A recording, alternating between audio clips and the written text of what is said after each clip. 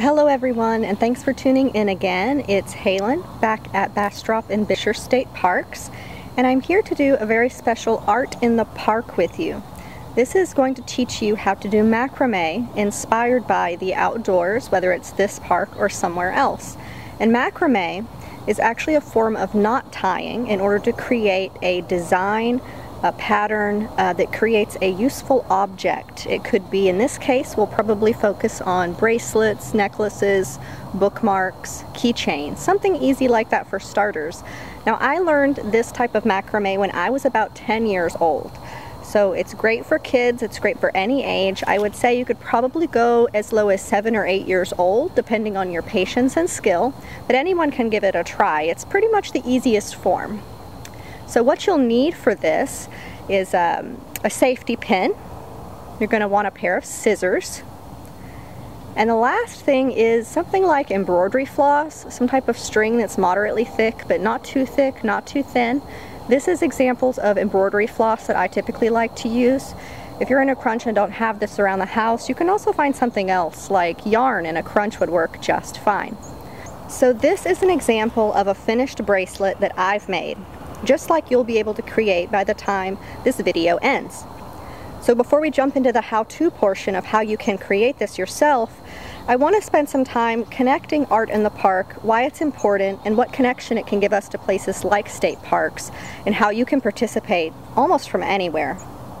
So there's no doubt that the outdoors has inspired people in a multitude of ways, from questions about the environment to plants and animals, how ecosystems work, to questions of science that have changed our world forever. It also inspires people in very, very creative ways as well. We know that art in the park has gone on for well over 100 years in documented official capacities. That means that people have shown up to create paintings, drawings, photographs, commissioned in some way by the parks and outdoor spaces. But well before that, of course, people were making art out in nature. And that's gone on as long as we've been around, as far as we know. But in the last 120 years, dancers have created choreography inspired by particular places. Composers have written whole pieces of music inspired by an outdoor location and then performed it live right on the spot of maybe a beautiful overlook. Even Jack Kerouac spent some time writing in our national forest fire lookouts. So personally, I think art in the park is really important because it really allows us to have a very unique experience that we then get to take with us from a park without having to disturb anything that is protected in the park or naturally exists in the park. It's kind of harkens to that old saying, take only pictures, leave only footprints, because then you're not only helping preserve the parks and the outdoor spaces we love so much, but you're also learning a new skill that you can take with you for years, just like I have. You're taking your experience and you're so inspired by it, you're creating something. And that means that memory of that park will be special to you. It changes the way you'll remember it in a good way. It provides you something tangible that's a souvenir that's even more special than something you bought because you created it yourself. And I think it's especially important right now because although it's called art in the park, it's really art in the outdoors, and you can do it anywhere, inspired by the footage you'll see today, or of course in your own backyard. Because it is 2020, and I know not all of us are able to get out and enjoy these beautiful spaces. It's a great way to still be inspired by the outdoors, and of course use this time to reflect and create something of your very own. So I am trying to make this a fully virtual program. So what we'll do today is I'm going to show you some sights from the park recently, from Bastrop and Bisher State Parks, on hikes that we have here, to see different colors and patterns found in nature. And this is going to help later, afterwards, inspire us when we choose our colors for our bracelet or necklace that we're going to learn macrame with. And again, if you want to be inspired by the videos that I took, let's watch them together. If you also want to go out to your backyard and do something inspired by that area, or if you've taken a trip recently or even last year that you want to pull experience from, you can pause this video and look at your own photos and your own video, and that way you can still do the program with us, but using something a little more personal. But for now, I'm going to take you on a virtual tour. We're going to look at a few things and talk a little bit about them and see what you're inspired by. Now, as I started my hike here at Bastrop State Park, this is one of the first plants that I came across. It's here in beautiful greens and purples. It's a gay feather flower, which can be found along the trails and roadsides here, blooming during fall. Now you can see, even during the fall, there's no shortage of beautiful, colorful flowers here. So you can imagine if you did this program in the springtime, it might even be harder to decide which color combination you're interested in. But that's good, because the more options you have, the more likely you are to find something that inspires you to make an item for yourself, or of course for someone else. These flowers come in pinks, oranges, reds, yellows, and in the springtime, of course, we're going to have lots of bluebonnets across many parts of Texas. So look at the way the petals look. Are there two colors? Are there three? Is it solid? Maybe it has a very interesting colored leaf, or the background contrast. There's lots of different ways to look at it beyond just the flower's colors itself. Now there's also plenty of less bright earth tones if that suits you better. You know, if your aesthetic isn't so bright and flashy. There's certainly lots of different plants that have those earth tones. Not even just plants, but let's look at little bugs. What about this grasshopper?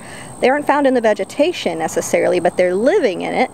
That's that beautiful tiny world around us, which holds these beautiful earth tones with a little pop of color.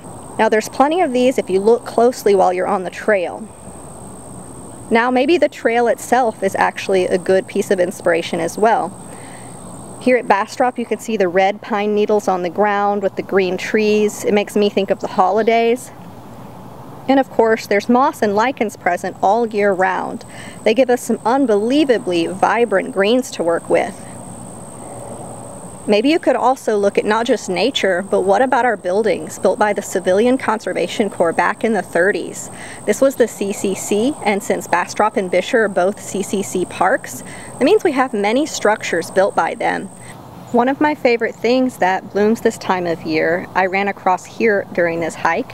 It's the American beautyberry plant, and it's another green and purple plant, as you can see here, and it is a favorite of the local birds. But again, maybe you don't want these super bright colors. You may like that grasshopper, just a hint of color. So I want to show you a few pictures of a night hike I did here just a few days ago. These colors are more subdued, and this gray-green grass is really beautiful without being too flashy. And then even this snail is a lovely image without something quite as popping as the beautyberry purple. You can also remember to draw inspiration from things like past camping trips where you may have had a beautiful campfire on a dark night. Maybe there was some stormy skies or clouds that were really beautiful colors. And of course we have a lot of really great sunsets and sunrises here. This first one is at Copper Break State Park. And not only the colors are important, think about the patterns and the contrasts that can help inspire you to create. This second one here is at Balmorhea State Park. So when you look at these sunset colors, do you see a meshing of colors that blend into one another like watercolors, a gradient? Or do you see a pattern of zebra-like stripes constantly changing, maybe even large swaths of color blocks? Now if I were to remember some great colors and patterns from places I've been in the outdoors, they're not all here at Bastrop Bisher, of course. We have a lot of really wonderful state parks, and you could be watching this from anywhere in Texas, or maybe the country, or maybe somewhere else on the globe. So here's some footages that might inspire you from some other Texas state parks. I really love the bright blues of some of our best swimming holes here, full of those beautiful bright colors and silvery fish. Maybe the stark snow like this in West Texas where the American coots are trying to stay warm. And maybe just take a moment and relax and take in these sights and sounds while you consider these images and how they may strike interest in you for what we're about to create.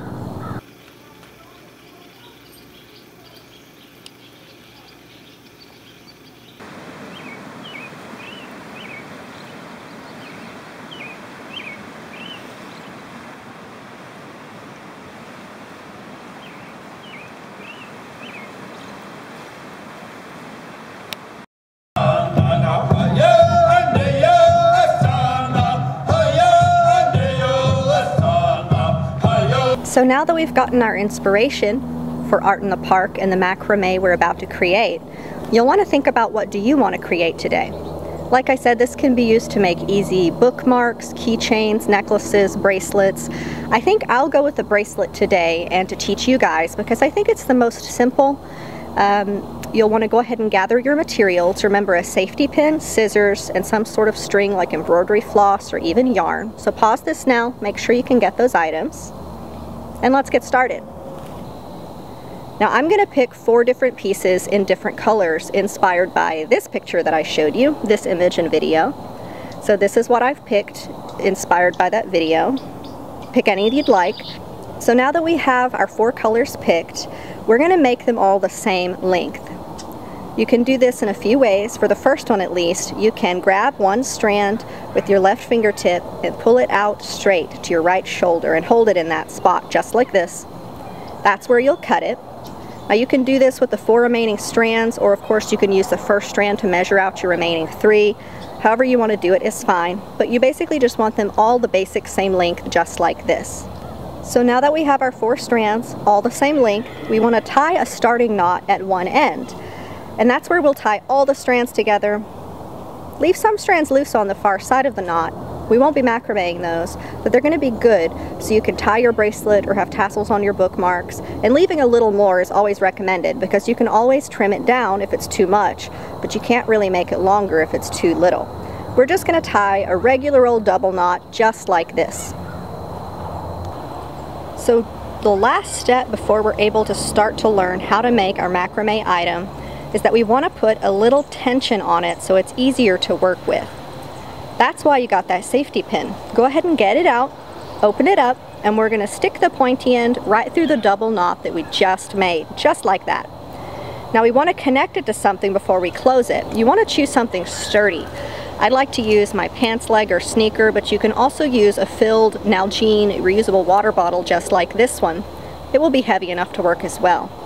So now that we're all secured and ready to go, we're going to pick our color number 1, separate it from the group. I'd put the other 3 on this side of your body, and then right or left-handed, put your color you're working with on that side of your body. I'm right-handed, so my first color is over here. And now is the knot. This is when you're going to make a thumbs up holding the other strands, just like this, thumbs out. Take the strand you're working with, strand number 1, and put it around your thumb. This feasibly is a hitchhiking thumb. Put it around there and pull it to the side. You can see how this makes a number 4. So again, so you can see that, your 1 strand, your other 3, holding it, put your hitchhiker's thumb up, put your first strand around your thumb, making the 4. Once you get there, this is the actual knot. You're going to take it when you make the 4 and put it underneath, right? Just like that. Put it underneath and then pull it through. You're making your first strand go all the way around the others, just like that. So again, thumb out, make your 4, put your strand you're working with underneath, and pull it over, under, and back where you were. So this creates this little knot right here. It doesn't look like a knot yet, but when you take it away, pull your thumb out and pull it up to where your top knot is, pull it tight. That's your first knot. Now I said I was going to do 8 of each color, so that's 1. And you're just going to repeat this over and over again. Do it again, make your thumbs up, put your first strand around it, put it under, and pull it back. Take it, and then off the thumb, up the floss, and tight. You don't want to make it too tight, just tight enough. That's 2. And you're going to notice you're going to get faster and faster at this. As soon as you get it, it's pretty easy to get faster and faster. That's 3. And 4. So feel free to rewind that as many times as you need to get the thumbs up, floss over to make the 4, underneath and around, and then pull it up to the top, making our 5th knot. So when you do this and you get good at it, and you will get good at it pretty quickly usually. It's going to start to go really fast. So since I'm going to do 8 of each, it's going to give me some pretty small stripes. So you may want to do more than that. If you want bigger blocks, that's up to you. But since I said I'm going to do 8 of each, right? I'm going to go ahead and put all of the strands back together. And I'm going to pick what is color number 2. And I think I'm going to go with this one. Separate it like before. Grab them separated, thumb up, second floss over, make the 4, put it underneath and pull it around, and then up. And we're going to do 8. The great part about this craft is that after the first knot and you learn how to do that, it's just the same knot over and over again until you finish. So once you practice this one knot and get it down, you can start playing with more colors and patterns on future products. Now, one tip I would recommend is that you have a plan from the start. So you have 4 colors. You probably, for starters, if you're a beginner, want to use them evenly. That means your first color, let's say I'll do 8 knots in this color. I'm going to do the same for the second color, the third color, and the fourth color before starting all over to do 8 of each all over again until I get the desired length of my item. Now, the reason we want to do this is because if we do it out of order or too much on one color and not enough on another, one color is going to run out before the others and your bracelet will taper down and get much thinner.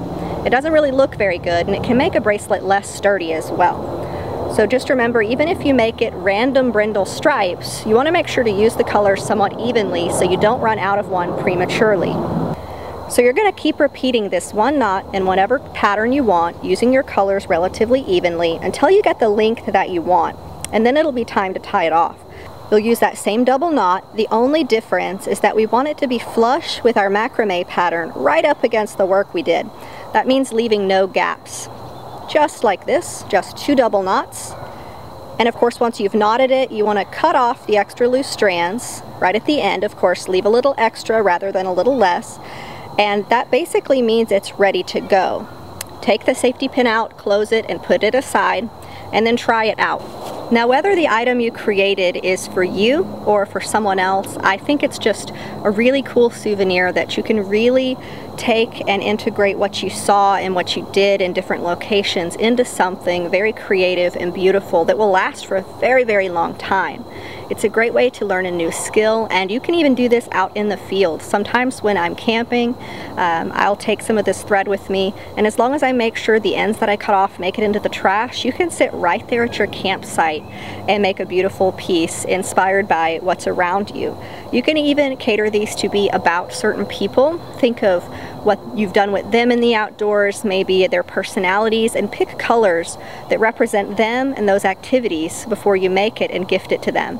And I think something about this is really special, especially this year, because you probably know someone who can't travel and go out and about as much as they normally would like, and they're probably a little homebound. So when you take a piece of nature and you're inspired to make something for them, you're bringing that to them. You're bringing the outdoors from outside into a craft and gifting them something very special. And I think that people would probably really find that touching and really appreciate it. So now that you've learned about what Art in the Park is, learned a new skill, and been inspired by the parks to create your item, we're done. You can use this craft anywhere for anyone. And really, I want to thank you for taking the time to not only enjoy your parks, but to learn a new skill to create something super cool with me. So thanks for tuning in today, and y'all be safe out there and have a great day.